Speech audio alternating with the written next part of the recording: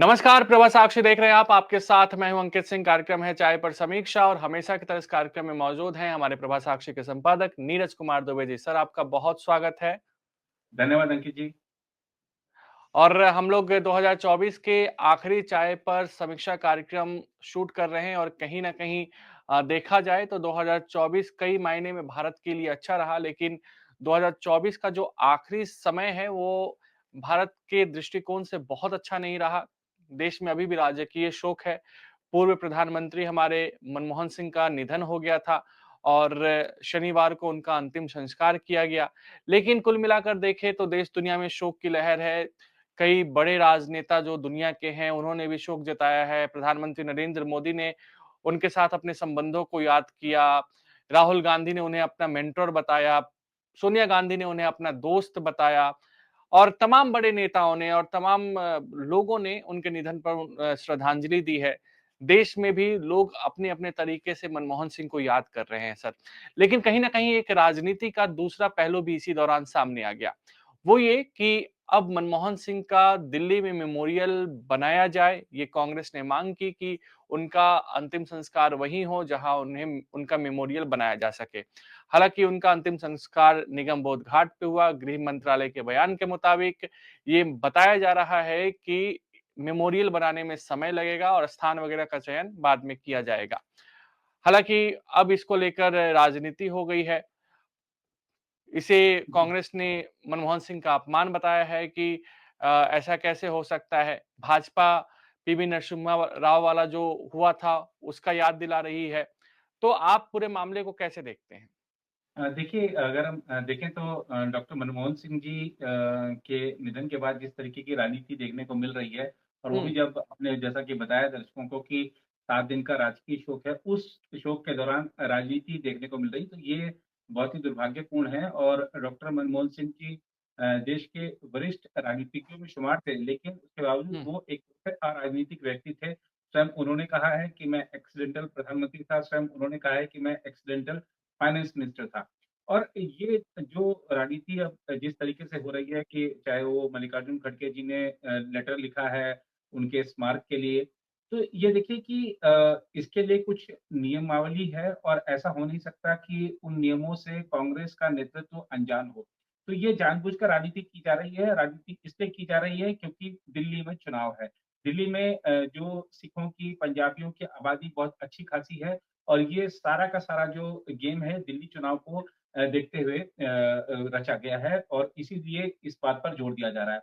और ये बात सही है कि उनका स्मारक बनना चाहिए। डॉक्टर मनमोहन सिंह जी ने देश को 10 वर्षों में जिस तरह का नेतृत्व दिया, जिस तरह उन्होंने देश के भविष्य किस तरीके से आर्थिक दृष्टि से मजबूत हो, उसकी नींव रखी उन्होंने। तो ये ज़रूरी है कि आने वाली पीढ़ियाँ उनके योगदान को याद रखें।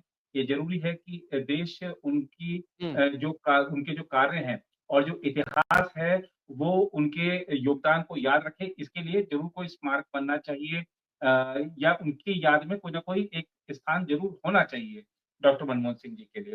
तो लेकिन सर ये तय करना सरकार का काम है, सरकार मुझे लगता है प्रोटोकॉल के हिसाब से करेगी और अगर जैसा आपने कहा कि कांग्रेस ने कहा कि ये राजनीति कर रही है बीजेपी और उनको सम्मान नहीं दे रही है, तो आप देखिए कि 7 दिन का राजकीय शोक है, जो कि डॉक्टर मनमोहन सिंह जी के लिए किया गया और ये आपको ध्यान होना चाहिए कि बीजेपी की सरकार है और अमूमन आपने देखा कि इससे पहले भी ऐसे जब भी कभी अवसर आए हैं, तो कितने दिन का राजकीय शोक हो, इस पर भी राजनीति होती रही है। लेकिन एक मंत्रिमंडल ने प्रस्ताव पारित किया, 7 दिन का राजकीय शोक का ऐलान किया, सारे कार्यक्रम रद्द किए गए। स्वयं प्रधानमंत्री ने डॉक्टर मनमोहन सिंह जी के साथ अपने संबंधों को याद किया और कांग्रेस को ये याद नहीं दिलाना चाहिए कि यह आरोप नहीं लगाना चाहिए, कांग्रेस इस हैसियत में है नहीं कि वो आरोप लगाए कि कांग्रेस के नेताओं के साथ अपमान किया जा रहा है, खास तौर पर उन लोगों के साथ जिन्होंने इस देश के लिए अपना जीवन एक तरह से पूरा का पूरा समर्पित किया है। याद कीजिए प्रणब मुखर्जी जी को किसने भारत रत्न दिया? प्रधानमंत्री नरेंद्र मोदी की सरकार ने और जब प्रणब मुखर्जी पीवी थे तो नरसिम्हा राव को भी दिया। जी, पीवी नरसिम्हा राव को दिया और डॉक्टर अंबेडकर जी को भी तब भारत रत्न मिला था जब बीजेपी के समर्थन वाली सरकार केंद्र में थी। तो ये सब दर्शाता है कि आप राजनीति के लिए कुछ भी कह सकते हैं लेकिन आप गुलाम नबी आज़ाद जब कांग्रेस के नेता थे, उनको किसने देश के जो सर्वोच्च जो सम्मान है, चाहे वो पद्म विभूषण हो, पद्म भूषण हो। अब देखिए आप लिस्ट आप देख सकते हैं कि कांग्रेस के चाहे तरुण गोगोई थे चाहे शरद पवार हैं, विपक्ष के नेताओं को भी सम्मान देना अगर मुलायम सिंह यादव।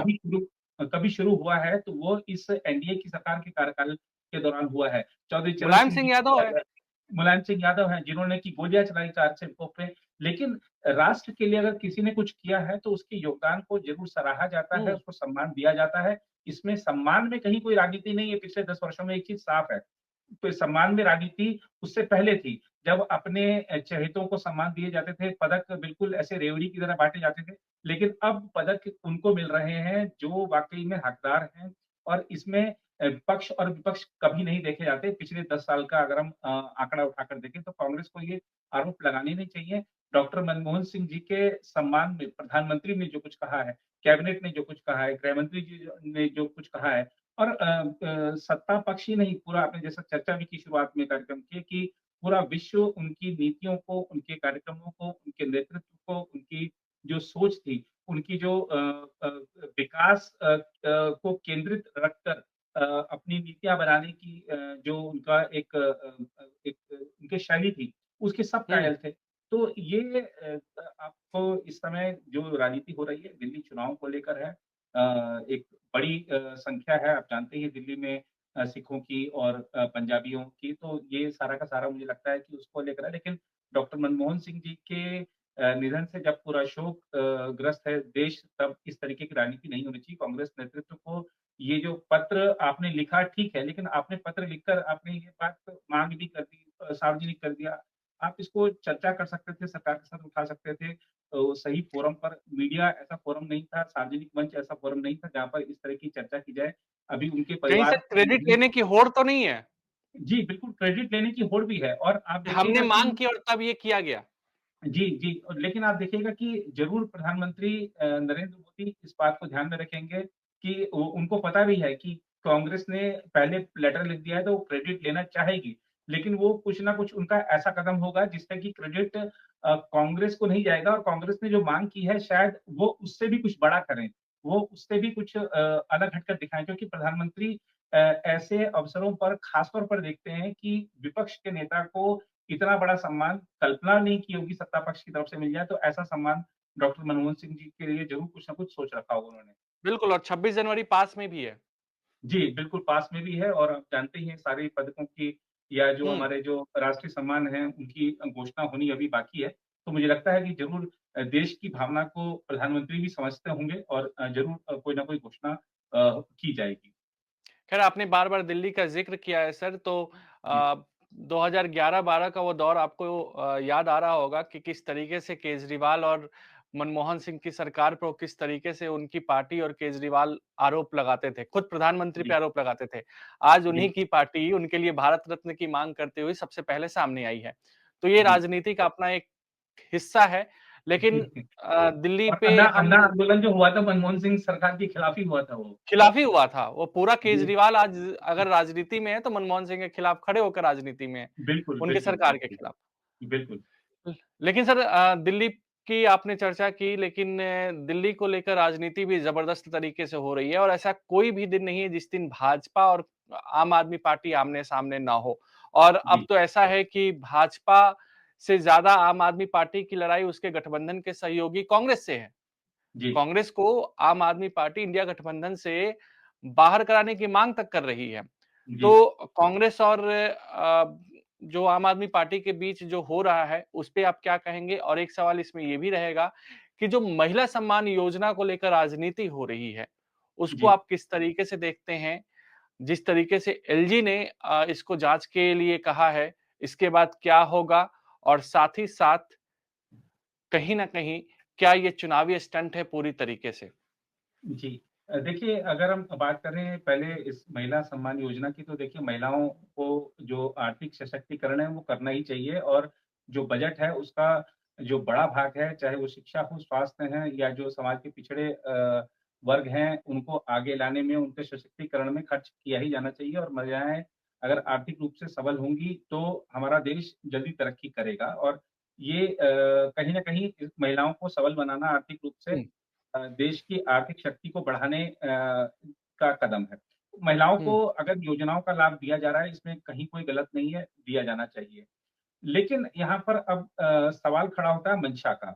आपकी सरकार यहाँ पर 10 साढ़े 10, 11 साल से आपकी सरकार चल रही है। अब आप जब बिल्कुल चुनाव में अब चुनाव कभी भी घोषित हो सकते हैं, मतलब आप लगा लीजिए कि शायद जनवरी के पहले सप्ताह में चुनाव घोषित हो जाएँगे दिल्ली के, हुँ, तब आप महिलाओं से फॉर्म भरवा रहे हैं कि हम आपको अभी ₹1000 देंगे और अगर हम जब सत्ता में आ जाएँगे तब आपको 2500 या 2100 जो भी देंगे। आप ने इतने साल तक क्यों नहीं किया? ये जो 10 साढ़े 10 साल आपने राज किया दिल्ली में, तब महिलाओं की सुध क्यों नहीं आई आपको? ऐन टाइम पर जब 1 पंजाब में महीना भी रह वादा गया है। किया, पंजाब में नहीं दे रहे हैं आप। हाँ, मैं पंजाब में आपने वादा किया, पंजाब में बता दीजिए कौन-सी महिला को मिल गया? आपने तभी भी चुनाव के दौरान प वहाँ पे फॉर्म भरवाए थे। आपने जो 1 महीने का पैसा आप ₹1000 देके आप ₹1000 देके वोट खरीदना चाह रहे हैं ना? ये तो सीधा का सीधा वोट खरीदने वाली बात हो गई। और अगर आप आपकी मंशा सही है, तो आप आप कानूनी रास्ता तलाशिए और पिछले 10 साल का बकाया भी दीजिए महिलाओं को कि हम आपको ₹1000 के हिसाब से पिछले 10 साल का बकाया एक मुश्त दे रहे हैं। और जब अगर हम सत्ता में आते हैं तो ₹2100 महीना देंगे, आपकी मंशा सही नहीं है। आप आखिरी में आके जब बिल्कुल चुनाव घोषित होने वाले हैं और आप हुँ, देखिए कि ये गेम क्या है? अब गेम ये है कि अ, आपने योजना का ऐलान कर दिया है। अब चुनाव घोषित हो जाएँगे तो वो ₹1000 भी ट्रांसफर नहीं हो पाएगा। तो वो बोलेंगे कि भैया ये आपके ₹1000 भी रखे हुए हैं, हम आते के साथ ही सत्ता में आपको ये 1000 भी लौटा देंगे। तो आप वोट लेने के लिए नोट एक तरह से बाँटने की आप कर रही है। ये जो रेवड़ी है ना, ये यही रेवड़ी है। इसी को रेवड़ी कहते हैं। अगर आपकी मंशा सशक्तिकरण की होती तो आपने पहले ये योजना ला दी होती। आप आम आदमी हेमंत पार्टी का सोरेन से सत्ता सीख पर लिया होता। जी। वहाँ पर आप देखिए महाराष्ट्र का उदाहरण देखिए, महाराष्ट्र में तो वहाँ पर चुनाव घोषित हो जाएँगे तो योजना का कार्यान्वयन पे रोक लग जाएगी। इसलिए एकनाथ शिंदे जब मुख्यमंत्री थे, उन्होंने 3 महीने का पैसा हुँ, इकट्ठा दे दिया था। तो आपकी मंशा सही नहीं है, आप तो खाली चुनाव जीतना चाहते हैं, आप रेवड़ी बाँटना इसी को रेवड़ी कहते हैं कि उसका उस उद्देश्य आपका उस व्यक्ति को सबल बनाना नहीं है, उद्देश्य आपका वोट हासिल करना है, यही रेवड़ी है। हुँ, तो ये जो अरविंद केजरीवाल या उनकी पार्टी कर रही है और सबसे बड़ी बात ये है कि कोई भी योजना कोई पार्टी नहीं ला सकती है। पार्टी पैसा अगर अपने फंड से दे रही है तो आप योजना ले आइए। अगर सरकार पैसा दे रही है तो सरकार की योजना होनी चाहिए ना, अब सरकार की योजना हुँ, ही नहीं है। कोई कैबिनेट नोट नहीं है, उसके लिए कोई बजट एलोकेशन नहीं हुआ है, उस बजट को विधानसभा से मंजूरी नहीं मिली है, आपने योजना लॉन्च कर दी है, आप उसका फॉर्म भरवा रहे हैं, डेटा कलेक्ट कर रहे हैं, तो ये तो इल्लीगल हुआ ना। आप कोई भी संगठन जाकर अगर लोगों का डेटा महिलाओं का खास तौर पे डेटा कलेक्ट करने का आपका मोबाइल नंबर क्या है, आपका ईमेल आईडी क्या है, आपका नाम क्या है, आपके पति का नाम क्या है, आपके पिता का नाम क्या है, ये डेटा कलेक्ट करना ये अपना आप में अपराध है। आप किस हैसियत से वो डेटा कलेक्ट कर रहे हैं? किस योजना जो कागज़ों में है ही नहीं, उस योजना के नाम पर आप कर रहे हैं, तो ये सीधा-सीधा फ्रॉड है। और यही तो जो दिल्ली सरकार की तरफ से जो नोटिफ़िकेशन आया है, उसमें कहा गया है। तो ये आपका आप देखिए कि ये जो लड़ाई है एक तरह से कहीं ऐसा तो नहीं लगता कि आतिशी वर्सेस अरविंद केजरीवाल हो गया है कि योजना है नहीं, उस योजना का प्रचार किया जा रहा है, डेटा कलेक्ट किया जा रहा है और सत्ता में आएँगे तो आपको इतना पैसा देंगे। तो ये सीधा-सीधा फ्रॉड ये पार्टी भी फ्रॉड है और ये योजनाएँ भी फ्रॉड हैं। आम आदमी पार्टी का अगर पिछले 2 घोषणा पत्र उठाकर देख लें और उसमें से आप इसके लिए हम अलग से कार्यक्रम करेंगे, उसमें बताएँगे कि किस तरीके से 80 या 85% ऐसे वादे हैं जो आम आदमी पार्टी ने आज तक पूरे ही नहीं किए हैं। बिल्कुल। तो और ये महिला सिर्फ़ सम्मान के एक साथ केजरीवाल जो नोट भेज रहे हैं महिलाओं के घर पे, लोगों के घर पे, वो जी, भी अपने जी, पास मौजूद है। जी, बिल्कुल और तो ये सीधा-सीधा फ्रॉड है और यहाँ पर फ्रॉड अगर हम कहें जैसा कि कहा कि आपने एक और सवाल किया कि आम आदमी पार्टी कहती है कि कांग्रेस को इंडिया गठबंधन से बाहर किया जाए।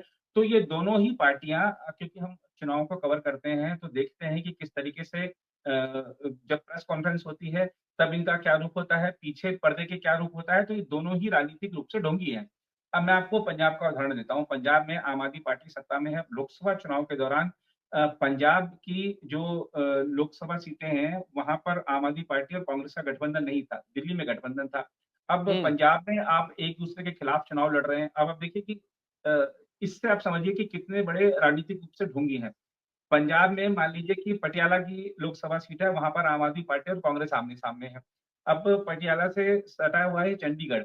चंडीगढ़ में आप साथ में हैं, आपने मनीष तिवारी को वहाँ पर दे रखा है, अरविंद हुँ, केजरीवाल उनके लिए कैंपेन भी करके आए हैं। तो आप अगर जैसे हम अगर दिल्ली एनसीआर का ही उदाहरण ले लें, तो आपने मान लीजिए कि दिल्ली में तो आप एक-दूसरे के खिलाफ हैं, गाज़ियाबाद में आप उनके लिए प्रचार करने चले गए। तो आप ये पहले तो जनता को बताइए कि आप इस साथ में हैं या नहीं हैं। मैं वहाँ स उस गली में साथ में हूँ, इस गली में मैं विरोध में हूँ, तो ये ढोंग नहीं चलेगा। आपकी नीति नियत स्पष्ट होनी चाहिए। जनता अब आप जनता को बेवकूफ़ नहीं बनाया जा सकता है। आंदोलन की हवा में आप सत्ता में पहुँच गए, लेकिन वो हवा अब निकल चुकी है। जनता आपसे सवाल पूछ रही है और ये जो अब विधानसभा चुनाव दिल्ली के होने जा रहे हैं, ऐतिहासिक होने वाले हैं। जनता ने जिस तरीके का बहुमत दिया था, स्पष्ट से भी बढ़कर और 2 तिहाई से भी ज़्यादा बढ़कर जो आपको बहुमत दिया था, जनता उस पर सवाल उठा रही है कि क्यों काम नहीं हुआ है? क्यों दिल्ली की सड़कें टूटी हुई हैं? क्यों दिल्ली में गर्मियों में एक-एक बूंद पानी के लिए अभी आप पानी पीकर दिखा रहे हैं कि टैप से पानी आ रहा है साफ और मैं साफ पानी पी रहा हूँ। वो दिन याद कीजिए आपने भी अंकित जी गलियों में जाकर रिपोर्टिंग की थी, लोग बूँद-बूँद पानी के लिए परेशान थे। आपको याद होगा। तो ये बिल्कुल सर। आपने तो जो बिजली के बिल हैं कितने बड़े-बड़े आ रहे थे। अभी और आप हम कह लोग रहे हैं कि नई दिल्ली आपकी कंस्टिट्यूएंसी में ही गए थे, कहीं दूसरी जगह नहीं, जिस कंस्टिट्यूएंसी का जी, प्रतिनिधित्व केजरीवाल करते हैं, वहीं जी। गए थे। जी, तो ये जनता और ये आप कह रहे हैं कि हमने अब ये योजना ला दी है बुजुर्गों के लिए और उनका इलाज करा देंगे। उनको बीमार किसने बताया बनाया पहले ये बताइए? उनके फेफड़े खराब किसने कराए पहले ये बताइए? हुँ। आपकी नीतियों की वजह से पॉल्यूशन फैला, उनको बीमारियाँ लगीं, अब आप कहते हैं इलाज करा देंगे। तो ये दर्द भी आप दे रहे हैं, दवा भी आप दे रहे हैं, तो ये आपकी जो राजनीति है उसका पोल खुल चुकी है। मुझे लगता है कि जो दिल्ली का जो 2025 का और 2025 एक नई शुरुआत होगी। दिल्ली से जो चीज़ सामने आती है, वो पूरा देश उसको देखता है, तो दिल्ली एक नया इतिहास रचने जा रही है विधानसभा चुनाव में, जो एक कह सकते हैं कि लैंडस्लाइड विक्ट्री दी गई थी आम आदमी पार्टी को, उस पर जनता इस बार सवाल उठाएगी और वो देखने लायक होगा क्योंकि अब देश उस दिशा में आगे बढ़ेगा। काम पर सवाल होगा, अब सिर्फ़ वादों पर या मायाजाल जो फेंक दिया जाता है ना, उस पर सवाल नहीं होगा। रेवड़ी जो जनता है, अब रेवड़ी नहीं चाहती है, रिज़ल्ट चाहती है। तो ये जो चुनाव है, वो रिज़ल्ट वाला चुनाव होगा कि आपने रिज़ल्ट का आपका परफ़ॉर्मेंस कैसी रही? आप खाली आरोप-प्रत्यारोप की राजनीति में व्यस्त रहे या आपने कुछ रिज़ल्ट भी लाकर दिया? प्रवेश वर्मा क्या बाँट रहे हैं? हाँ, जी, देखिए वो भी गलत है। अब आप लेकिन हमको एक चीज़ और देखनी होगी अंकित जी, ठीक है, प्रवेश वर्मा ने जो हमको हम हमारे सामने जो हमने जो वीडियो देखे या हमने जो जिन लोगों को ₹1100 मिले उनकी जो हमने बातें सुनी, तो प्रवेश वर्मा ने ये किस हैसियत से बाँटा है क्यों बाँटा है, ये तो वही बता सकते हैं। लेकिन हमको यहाँ पर एक चीज़ देखनी होगी कि क्या प्रवेश वर्मा नई दिल्ली से उम्मीदवार घोषित किए जा चुके हैं? क्या प्रवेश वर्मा चुनाव लड़ रहे हैं? तो अगर मैंने जैसे अभी पहले भी मैंने कहा कि अगर कोई राजनीतिक पार्टी योजना ला रही है, अपने फंड से अगर पैसा दे रही है, तो वो ठीक अलग है। लेकिन सरकारी खर्चे से आप राजनीतिक पार्टी उसका लाभ नहीं ले सकती ना उसका। तो अब प्रवेश वर्मा ने अगर ₹1100 दिए हैं, निजी हैसियत से दिए हैं, वो क्यों दिए हैं, किस उनके उद्देश्य से पिताजी ने दिए इस हैं? तरीके के कार्यक्रम शुरू किए थे, वो तो यही कह रहे हैं और कह जी, रहे हैं कि जी। हमने पैसा बाँटा है, शराब नहीं। जी, बिल्कुल। वो देखिए अब वो हो सकता है कि उन्होंने अपने कोई पिता की योजना को आगे बढ़ाया है, क्या कराया है। लेकिन हमको एक चीज़ और देखनी चाहिए कि अभी दिल्ली में आचार संहिता लागू नहीं हुई है, तो वो कोई अपराध नहीं किया उन्होंने। हमको ये देखना चाहिए कि वो नई दिल्ली से या किसी अन्य विधानसभा क्षेत्र से उम्मीदवार नहीं घोषित किए गए हैं, तो एक उम्मीदवार के नाते उन्होंने पैसा नहीं बाँटा है। तो अभी कह सकते हैं कि ठीक है, उन्होंने जो किया वो नैतिकता के आधार पर गलत हो सकता है, लेकिन अगर हम नियमों के आधार पर देखें तो कोई भी ऐसा नियम नहीं है जो ये कहता हो कि प्रवेश वर्मा ने गलत काम कर दिया है। बिल्कुल। तो ये था इस सप्ताह का चाय पर समीक्षा कार्यक्रम। आप सभी अपनी राय ज़रूर दीजिएगा और अगले साल से फिर से नए स्वरूप के साथ हम चाय पर समीक्षा लगातार करते रहेंगे। आज के लिए इतना ही। मुझे यानी अंकित सिंह और प्रभा साक्षी के संपादक नीरज कुमार दुबे को दीजिए इजाज़त। नमस्कार। नमस्कार। अगर आप भी लेना चाहते हैं देश दुनिया की तमाम जानकारी तो आज ही सब्सक्राइब करें हमारे चैनल को। साथ ही नीचे दिए बेल आइकन को जरूर दबाएं ताकि हर अपडेट आप तक पहुंच सके।